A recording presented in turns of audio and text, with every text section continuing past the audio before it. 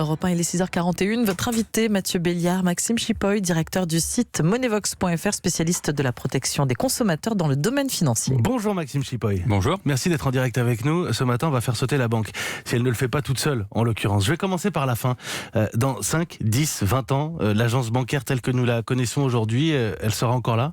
Elle sera encore là, mais il y en aura beaucoup moins et elle ne servira pas à faire les mêmes choses, puisqu'on constate dès aujourd'hui que beaucoup de gens ne se rendent pas dans leur agence bancaire, mais continuent de payer assez cher pour avoir le droit d'accès à cette agence-là. Vous sous-entendez que les Français y tiennent, en fait, à une banque qui a des murs en dur, physique, même s'il n'y a plus d'argent dedans. Ouais, effectivement, la plupart des Français tiennent encore à avoir une agence pas très loin de chez eux, même s'ils ne s'y rendent pas très souvent et s'ils ne font pas grand-chose avec cette agence. On a encore besoin de contact humain, cela dit, soit dit en passant, même en dehors de la banque, encore besoin d'avoir quelqu'un à regarder dans les yeux. Alors à la une, le cas HSBC qui nous inspire aujourd'hui. Hier, nous annoncions qu'ils vont supprimer 35 000 emplois dans le monde, c'est 15% de leurs effectifs.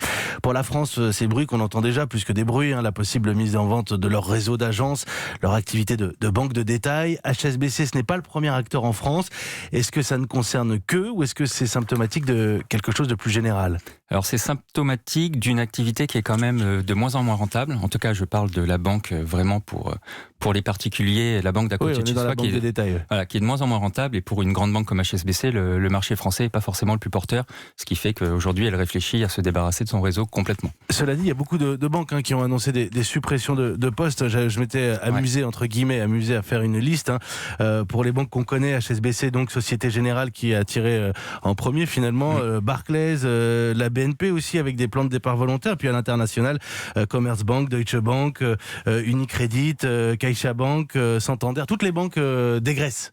Elle dégraisse, même si elle reste quand même, il faut relativiser, largement bénéficiaire, puisque Crédit Agricole, par exemple, il y a pas longtemps, a annoncé des résultats tels qu'elle n'en avait pas eu depuis 2010. On nous explique que les taux très bas et puis la concurrence folle sur les crédits immobiliers font que les banques ont du mal à gagner de l'argent sur cette activité-là. Alors, quand on parle des banques traditionnelles, le problème, c'est pas tant les crédits, parce qu'elles en font beaucoup et qu'il reste très rentable, ce crédit-là. C'est qu'elles ont saturé, entre 90 et 2010, la France d'agences bancaires qui coûtent très cher et dont elles savent plus quoi faire, en fait, concrètement. Pourquoi d'ailleurs, ce développement, je savais pas qu'on pouvait le dater comme ça des années 90. Pourquoi ?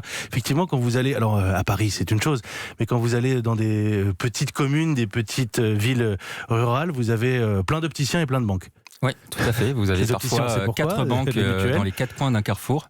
Mais sauf que, donc à l'origine, elle s'était dit qu'avoir une agence partout, ça permettait d'avoir des clients partout et d'être très profitable. Sauf qu'en parallèle, elles ont aussi appris, ces banques-là, à leurs clients à se passer d'elles, notamment via Internet, puisqu'elles ont lancé des espaces en ligne où les clients peuvent faire toutes leurs opérations du quotidien. Et au bout de 10 ans, on se rend compte, les clients se rendent compte qu'ils n'ont pas forcément besoin d'aller en agence pour faire les opérations. Et ces agences, en fait, ne servent plus à grand-chose. Pendant quelques années, elles ont servi à vendre des produits, mais les Français sont de mieux en mieux renseignés aussi sur les produits bancaires, notamment via notre site, et apprennent aussi à se méfier des conseils donnés par des conseillers qui, en fait, ne vendent que les produits de leur banque. Je parlais de moi, je ne devrais pas le faire, mais j'ai 35 ans. Je ne suis pas très vieux, pas très jeune. Un petit frère de 5 ans de moins qui m'a dit, il n'y a pas plus tard que 10 jours, « Ah oui, mais toi, tu as encore une banque, sous-entendu, qui n'est pas une banque en ligne. » Aujourd'hui, est-ce que tout le monde se tourne vers les banques qui sont 100% en ligne ou est-ce qu'on garde encore un acteur traditionnel ? Non, les banques traditionnelles, aujourd'hui, elles conservent encore 90-95% du marché.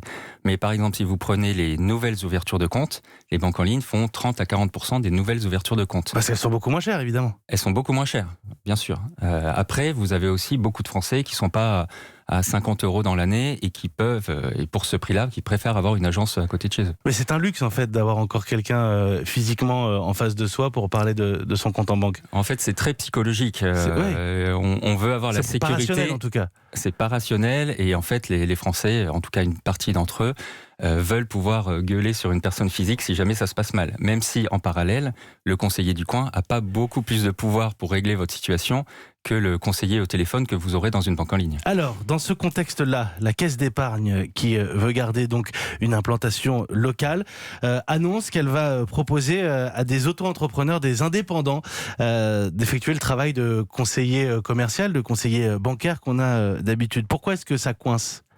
Alors ça coince, alors c'est un projet qui doit encore être soumis à l'autorité de contrôle de la CPR.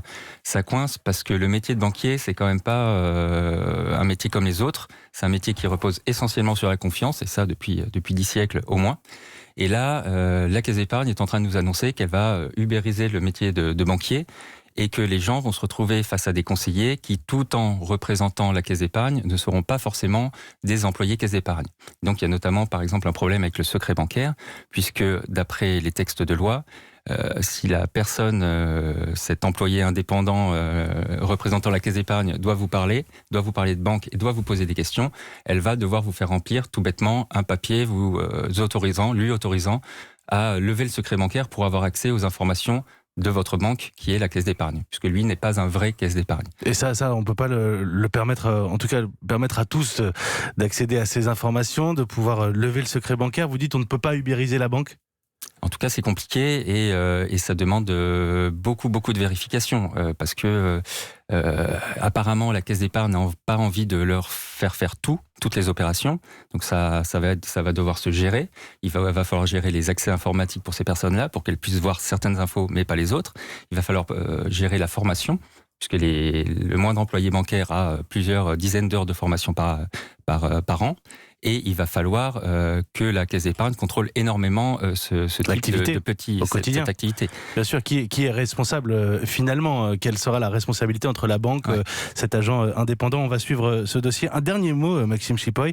Je voyais que le coût des retraits a augmenté, les commissions sur les distributeurs automatiques de billets.